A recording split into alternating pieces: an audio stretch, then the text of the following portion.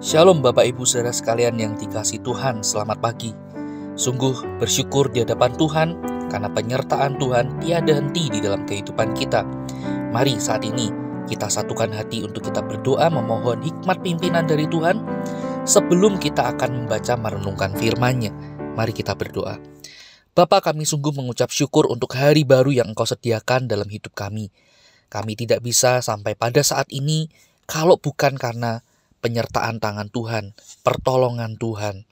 Oleh karena itu kami sungguh bersyukur untuk segala kebaikan-Mu dalam hidup kami ya Tuhan. Saat ini kami hendak membaca merenungkan firman-Mu. Kami sungguh memohon Allah Roh Kudus yang menolong, menuntun kami, untuk kami boleh mengerti apa yang menjadi isi hati Tuhan. Terlebih Tuhan mampukan kami untuk kami melakukannya di dalam kehidupan kami. Tuhan tolonglah kami berdoa di dalam nama Tuhan Yesus. Amin. Saudara sekalian yang dikasihi Tuhan, pada pagi ini kita akan kembali melanjutkan perenungan kita dari kitab 1 Tawarikh. Dan pagi ini kita tiba pada pasal yang ke-11. Dan saya ingin mengajak saudara memperhatikan ayat yang ke-9 dari pasal yang ke-11 ini. Demikian firman Tuhan. Lalu makin lama makin besarlah kuasa Daud, sebab Tuhan semesta alam menyertainya. Sampai di sini kita membaca firman Tuhan. Nah, saudara sekalian yang dikasihi Tuhan, mungkin saudara pernah mendengar ungkapan yang berbunyi seperti ini. Di balik keberhasilan seorang anak, ada doa ibu yang mengiringi. Atau ungkapan yang senada, saudara, yang berbunyi, di balik kesuksesan suami, ada istri yang hebat. Nah, saudara, maksud dari ungkapan-ungkapan tadi adalah sebuah pengingat bahwa keberhasilan yang diraih oleh seseorang itu tidak terlepas dari peran atau andil serta orang-orang yang ada di sekitarnya di dalam menolong, mendukung, dan sebagainya. Nah, saudara, bagian 1 Tawarikh pasal yang ke-11 yang menjadi perenungan kita pada hari ini, saudara, memberikan gambaran yang sama, saudara, untuk kita. Berbicara tentang Daud, saudara, berhasil mengukuhkan kedudukannya sebagai Raja Israel yang baru. Dan ia juga berhasil menyatukan daerah-daerah kekuasaannya. Saudara, itu semua, saudara, tidak dapat Daud raih kalau, saudara, tidak ada orang-orang yang loyal, yang mendukungnya, yang siap berkorban, bahkan berkorban nyawa untuk dirinya.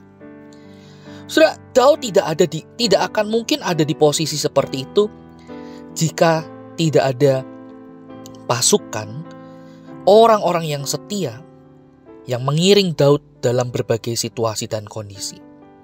Ya, tidak mungkin mendapatkan kejayaan hanya dengan mengandalkan kekuatan dirinya sendiri. Itu sebabnya, saudara, kalau kita melihat lebih detail, maka kita akan menemukan orang-orang yang berjasa di balik kesuksesan Daud.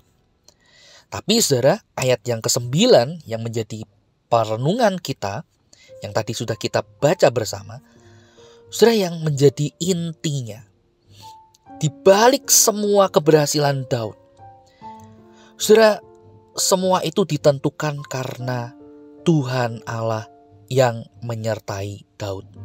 Itulah penentunya, saudara. Daud tidak akan ada di posisi tersebut jika Allah tidak memilihnya sebagai raja untuk menggantikan Saul. Daud tidak akan berhasil mengukuhkan kerajaannya jika Allah tidak menempatkan orang-orang yang loyal, yang siap berkorban untuk mendukung Daud. Semua keberhasilan yang Daud raih itu adalah karena campur tangan Allah. Nah, saudara, hal ini mengingatkan kita dan mengajak kita juga untuk sadar bagaimana campur tangan dan kuasa Allah di dalam berbagai macam musim kehidupan kita. Dengan kita menyadari campur tangan dan kuasa Allah, saudara, kita ditolong untuk kita, saudara, tidak mudah menjadi pribadi yang takabur atau mudah kabur. Apa maksudnya, saudara? Di dalam segala keberhasilan yang kita raih, saudara, kalau kita ingat ada campur tangan Allah di baliknya, saudara, kita tidak akan menjadi pribadi yang takabur, lupa diri, yang pada akhirnya menganggap bahwa ini keberhasilan yang aku raih karena usahaku, karena keuletanku, karena kepintaranku. Saudara, kita tidak akan menjadi pribadi yang takabur, lupa diri, yang menganggap bahwa semua boleh ada karena kekuatan diri kita. Tidak, saudara. Dan sebaliknya di sisi yang lain, ketika kita sadar bagaimana campur tangan Allah, kuasa Allah di balik segala peristiwa dalam hidup kita. Ketika kita menemukan kegagalan dalam hidup ini, kita mungkin menemukan keadaan, kondisi yang kita lihat, wah, saya sedang terpuruk. Saudara, kita pun tidak menjadi pribadi yang mudah untuk kabur dari hadapan Tuhan karena kecewa.